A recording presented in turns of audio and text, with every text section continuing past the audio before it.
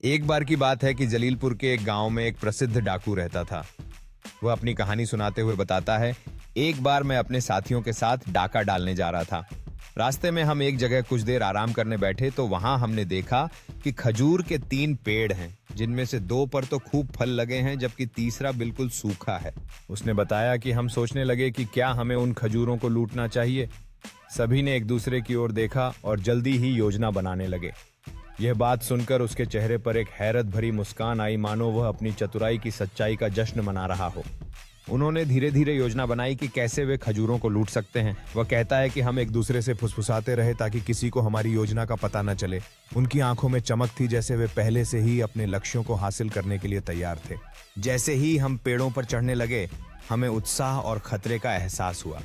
एक दूसरे के साथ हंसते हुए हम जल्दी जल्दी तारीखें इकट्ठा करने लगे।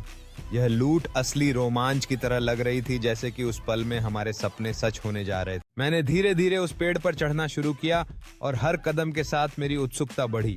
जैसे जैसे मैं ऊंचाई की ओर बढ़ा, मैंने महसूस किया कि सूखे पेड़ में एक अद्भुत रहस्य छिपा है।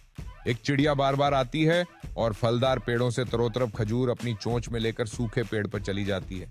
हमें यह देखकर बड़ा आश्चर्य हुआ। मैंने 10 बार चिड़िया को खजूर ले जाते हुए देखा तो मुझे जानने का जिज्ञासा हुआ कि आखिर इस सूखे पेड़ पर ऐसा क्या है जो यह चिड़िया बार बार फल उतार कर वहां पहुंचाती है।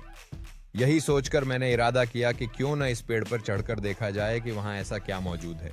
जैसे ही मैं पेड़ के ऊपर पहुंचा, मुझे एक छिपा हुआ घोंसला दिखाई दिया जिसमें छोटे छोटे चूजे भूख से चोंचें खोल रहे थे।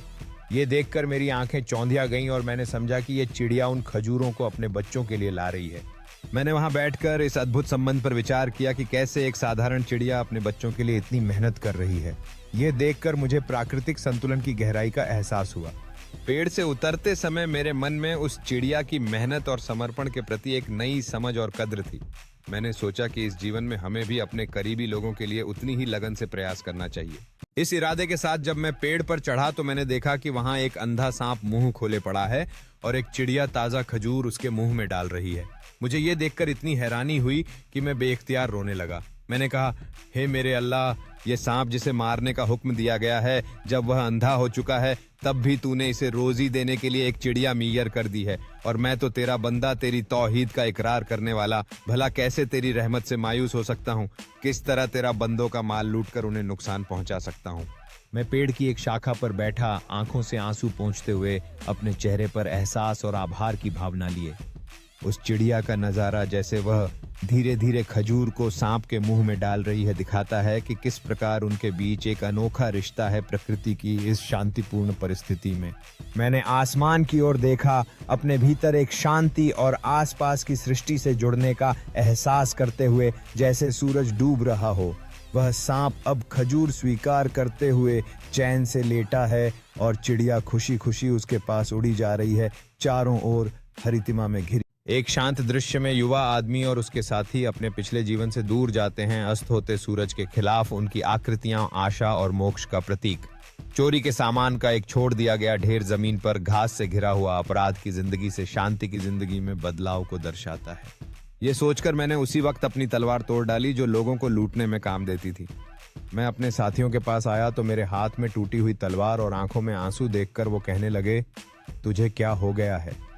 तब मैंने जवाब दिया कि मैंने अपने रब से तौबा कर ली है, अब बस मुझे इंतजार है कि मेरा खुदा मेरी माफ़ी कबूल कर ले। यह कहकर मैंने सारा किस्सा अपने साथियों को सुनाया, जिसने मेरे साथियों के दिल पर भी बेहद असर किया। खुदा से माफ़ी मांगते हुए सबने अपनी अपनी तलवारें तोड़ दीं और वो लूट का सामान वहीं छोड़कर अपने घर चल दिए। एक दृश्य में युवा आदमी तारे भरे रात के आकाश के नीचे तामझाम से प्रार्थना कर रहा है। उसके चेहरे पर शांति और दृढ़ता का भाव है, जैसे वह खुदा से मार्गदर्शन मांग रहा हो।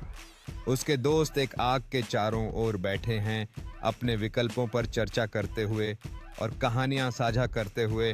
आग की गर्मी उनके चेहरों को रोशनी देती है, जो नई आशा से भरे हुए हैं।